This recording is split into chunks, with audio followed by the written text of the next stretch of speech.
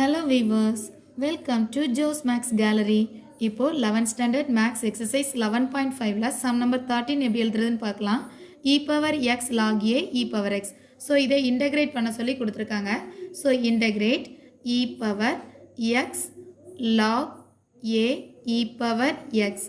So இதை நான் term எப்படி எழுதிக்க போகிறேன் அப்படின்னு சொன்னால், இந்த x log a இருக்கு இல்லையா, இதை m log n இந்த ஃபார்முலா யூஸ் பண்ணி எழுதிக்கலாம்.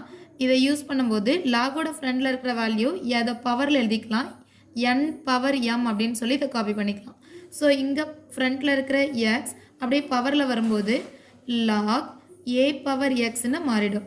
ஆல்ரெடி இருக்கிற e பவர் x அப்படியே கண்டினியூ ஆகும். இன்டெகிரேஷன் போடும்போது கண்டிப்பாக ஒரு dx எழுதிக்கணும். ஓகே, இப்போ இன்டெகிரேட் ஈயும் e பவரில் லாகும் இருந்ததுன்னா இந்த ரெண்டுமே கேன்சல் ஆகிடும். ஸோ a பவர் x தான் ரிமைனிங் வேல்யூ இருக்கும். இங்கே e பவர் x.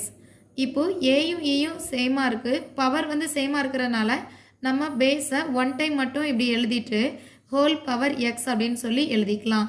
இப்போ இதை டேரெக்டாக இன்டெகிரேட் பண்ணிடலாம். இதோட ஃபார்முலா என்னென்னா, integrate A power X DX value equal to A power X divided by log A. இதான் ஃபார்முலா. ஸோ இதில் எழுதுறதுக்காக நான் இதை ஏஇ ரெண்டுமே கான்ஸ்டன்ட் டேர்ம், அதாவது இந்த ஏக்கு ஈக்குவலாக இருக்குது. So this one a e raised to power x divided by log a பிளேஸில் ae இருக்கு இல்லையா, ரெண்டையுமே சேர்த்து காப்பி பண்ணிக்கலாம். log ae. இன்டெகிரேஷன் ஃபினிஷ் பண்ணும்போது எப்போவுமே ஒரு c எழுதணும், அந்த c இந்த பிளேஸில் சேர்த்து எழுதிக்கலாம்.